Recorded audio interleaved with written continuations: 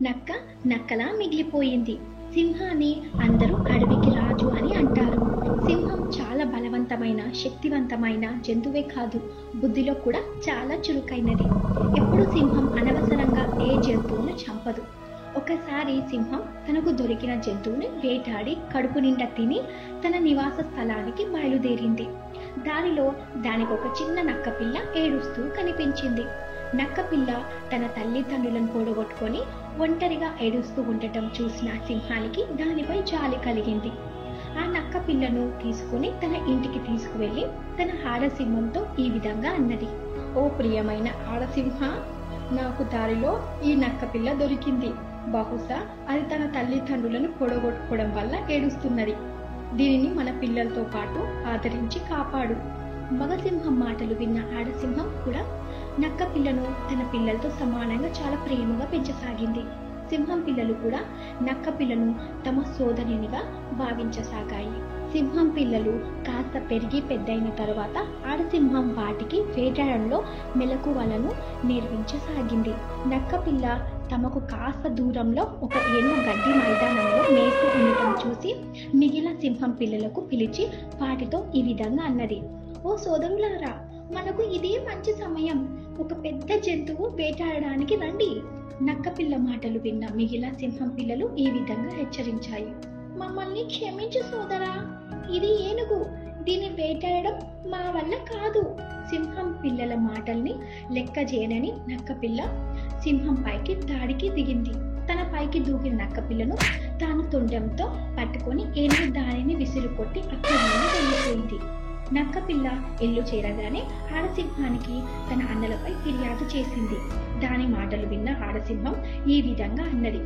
మారు ప్రియమైన నక్క, నీవు జీవితాంతం ప్రయత్నించినా ఎప్పటికీ ఏనుగుపై దాడి చేయలేవు.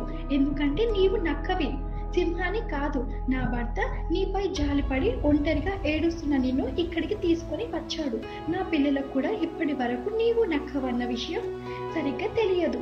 ఎప్పుడైతే అవి నేను నక్కవి అన్న నిజాన్ని తెలుసుకుంటాయో అప్పుడు నీ జీవితమే ప్రమాదంలో పడుతుంది. నీవు క్షేమంగా ఉండాలంటే నీవెవరో గుర్తించుకుని నీ జీవితాన్ని గడుపుము.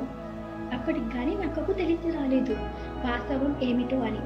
అది తనను గుర్తించి తాను అర్థం చేసుకొని జీవించడం మొదలుపెట్టింది. నీతి: పుట్టుకతో వచ్చిన లక్షణాలు ఎప్పటికీ మారవు. అందమైన చేప. అనగనగా 2 బంగారు చేపలు 2 పవిత్రమైన నదుల్లో నివసిస్తూ ఉండేవి. ఒక చేప గంగా నదిలో, రెండో చేప యమునా నదిలో ఉండేది. అనుకోకుండా నది ప్రవాహాల వలన ఆ 2 చేపలు ఒక చోట కలుసుకున్నాయి. మొదటి బంగారు చేప ఈ విధంగా అనింది.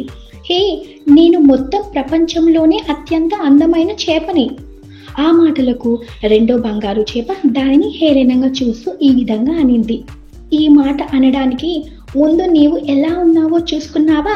నేనే చాలా అందమైన దాన్ని. ఈ విధంగా 2 చేపలు ఒకదానితో ఒకటి నేనే అందమైన దాన్నంటూ పోట్లాడుకోసాగాయి. అదే సమయంలో ఒక తాబేలు అటువైపుగా వచ్చింది.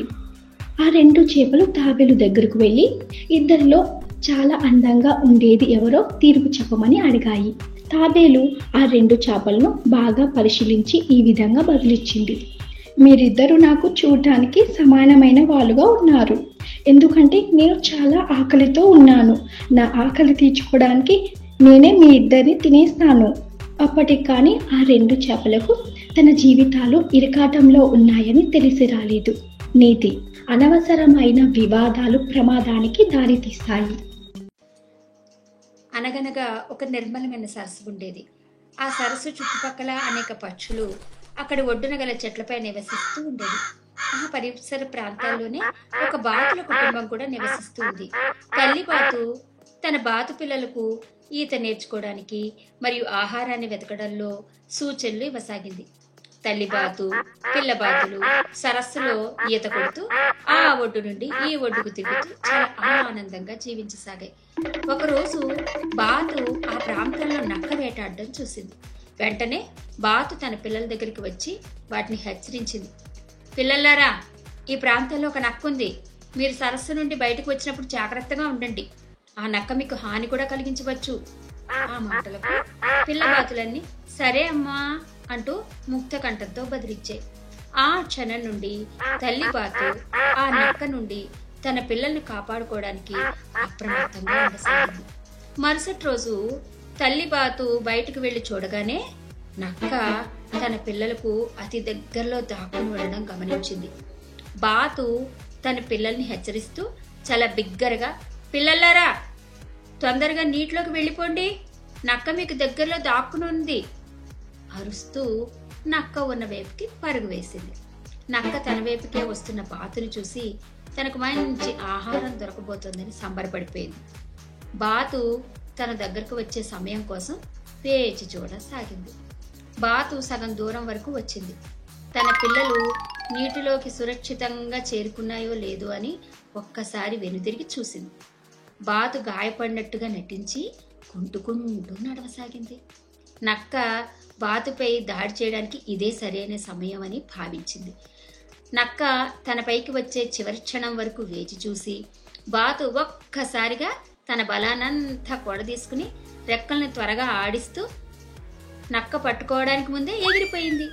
ప్రస్తుతం బాతు మరియు దాని పిల్లలు సరస్సులో ఈత కొడుతూ సురక్షితంగా హాయిగా ఉన్నాయి.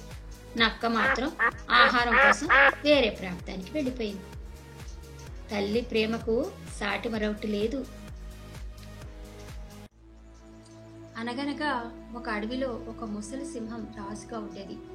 అది చాలా ముసలిదైపోవడం వల్ల సంపాదించుకోలేకపోయేది, సమర్థవంతంగా వేటాడలేకపోయేది.